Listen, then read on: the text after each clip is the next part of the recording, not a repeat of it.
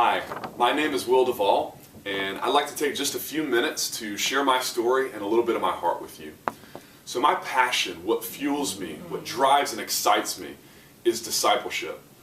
And I think the reason that I have such a heart for seeing people grow and deepen their roots in the true vine of Christ is that I've experienced firsthand the importance and impact of good biblical discipleship.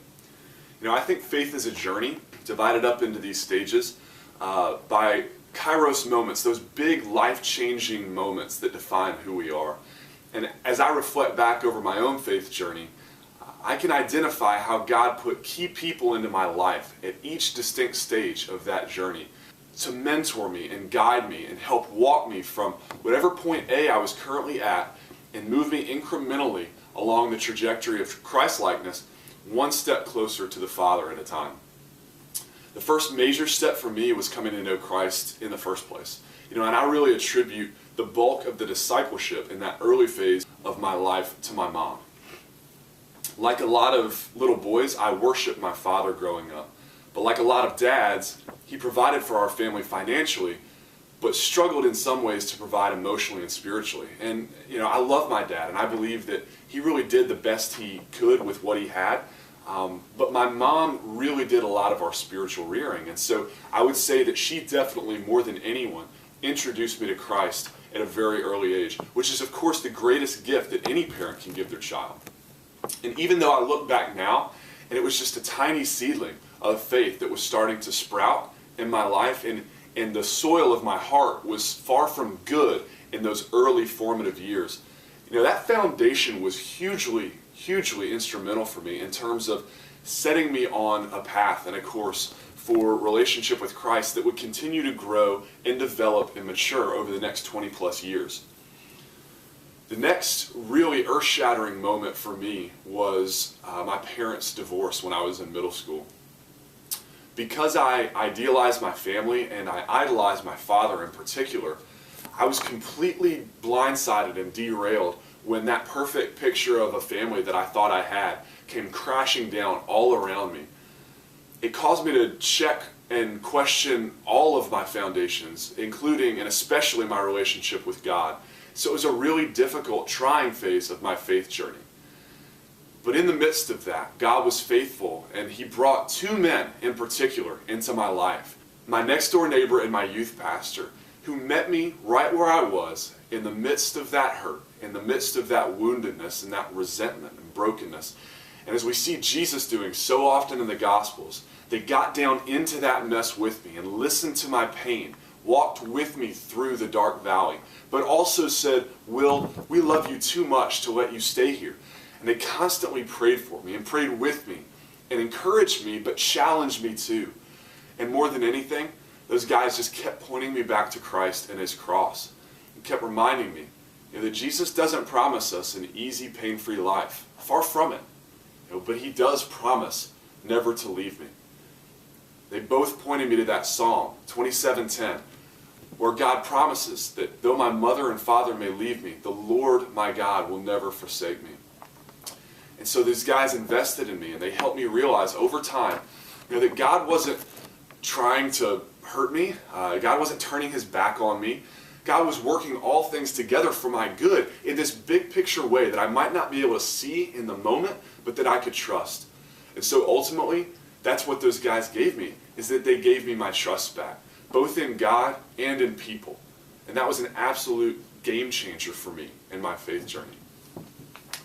And the last big Kairos moment in my life was much more recent, actually. It was in 2013. I had, of course, known Christ and been following Him, or trying to, as we all do, for a long time at that point. But I still struggled, like we all do, with that really foundational and yet really difficult calling to die to self in order to follow Christ. And so 4 years into marriage and 2 years into full-time youth ministry, my failure to lead by serving, you know, my failure to be exalted by being humbled the way Jesus taught us to when He washed His disciples' feet, that failure was really starting to show up in my life, both personally and professionally. You know, in our marriage, Polly and I, we were really struggling. Some of those issues that stay hidden when you're dating, and they were starting to crop up in that whole awesome, beautiful, but challenging process of two becoming one flesh, and the dying to self that process requires of newlyweds. Professionally, it was the same thing. I made the same mistake that I think a lot of first-time maturing ministers make, especially in youth ministry. I was approaching ministry from this standpoint of, hey, if I can get the students to like me, if I can get them to be my friends and gain their trust, then I can really start to make a difference in their lives. And if I'm honest, it had really become more about me than it was even about him. And it was in the midst of that struggle to put God first always, where he belongs.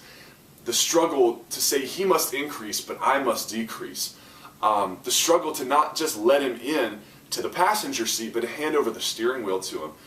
In the midst of that struggle that God brought Stuart Fuller back into my life. I had met Stuart years before through FCA when I was in college and he was leading a youth ministry at a local church. And fast forward to 2013, when we were looking to fly someone up to evaluate our spiritual life program here at Culver, I thought Stuart would be perfect. And while he was here, over the course of that weekend, he simply reminded me of what true biblical leadership looks like. You know, the way Jesus led and modeled all through the Gospels. Leadership that doesn't lord over and say, look at me, but leadership that supports under and empowers and serves the other. And Stuart also reminded me that, you know, this isn't just a leadership thing. This is a gospel thing. Because the good news is that Jesus is not just my Savior, he's my Lord too. You know, and for me to profess him as Lord, as kurios, for me to literally say, you're my master and I'm your slave, that requires me to die to myself for his sake. That requires me to give over the steering wheel. Requires me to say, not my will, but your will be done, Lord. And that simple recognition, that simple reminder, that resulted in a profound paradigm shift for me in terms of my mindset and my heart orientation and, you know, my approach to marriage and relationships and ministry, just life in general.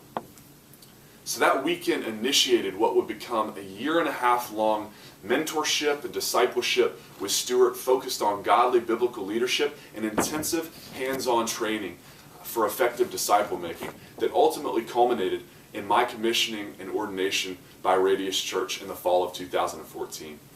And to say that God has turned my life upside down through that whole process would be an understatement. You know, personally, my walk with Christ has gone from good to great.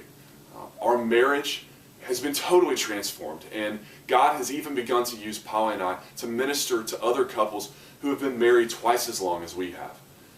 God has moved on our campus here at Culver in ways that I never even thought to dream of or pray for. We have students now not only coming to know Christ in a real personal way, but students who had barely even heard of Jesus just a couple years ago who are now sharing the gospel with their friends and their roommates, discipling younger Christians, living out authentic biblical community in a way that I've seen few mature adult believers do. Just crazy, crazy, exciting stuff. And God has transformed Culver from a school where there was really no Christian community to speak of. And I had prospective parents tell me that they honestly felt forced to choose between a great education and their child's walk with Christ, to a place where now we've got incoming parents and prospective students telling me, you know, they want to be here for the thriving youth ministry. And that's just all God. You know, there's no other explanation for it. I can't take credit for it. Only God could do that.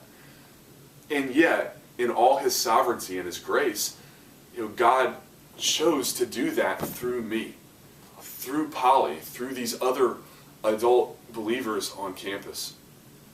And in the same way that God changed the world 2,000 years ago with just 12 guys, he's beginning to fundamentally change this campus with just a handful as well. And the recipe is the same. You know, it worked for Jesus with the 12, it worked for my mom and Stuart with me, and it's working now for me with my kids here at Culver. Discipleship, that's it. You know, real, profound, deep, intentional, time-consuming, high-investment, high-yield relationships that change lives. That's it. There's no substitute. It's why Jesus didn't just write a book or give his disciples a curriculum. He gave them himself. And as I've begun to truly give myself to others in that same way and invest that deeply in them, what I've seen firsthand is multiplicative growth.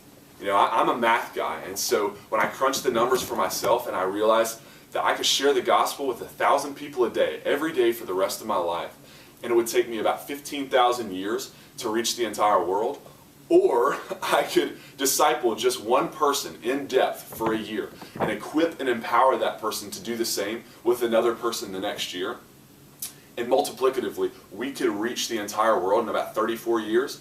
I'm sold now. That makes sense to me. The Great Commission to go make disciples, sign me up. Right? Because that's what I want to give my life to. It's not just changing the world quantitatively, but changing it qualitatively, changing others' worlds. I want to continue to disciple, to give back, to invest and pour into others in the same way that I've been discipled and poured into. And not just for their sake either, but for the sake of the world. Not just to equip the saints, but as Paul tells us in Ephesians 4, to equip the saints for the work of ministry. And so that's my story, and that's my heart. And we are just so excited to see where God takes us from here, and to find a church that is as committed to and passionate about discipleship as I am, and to partner with them in this all-important work of equipping the saints for ministry.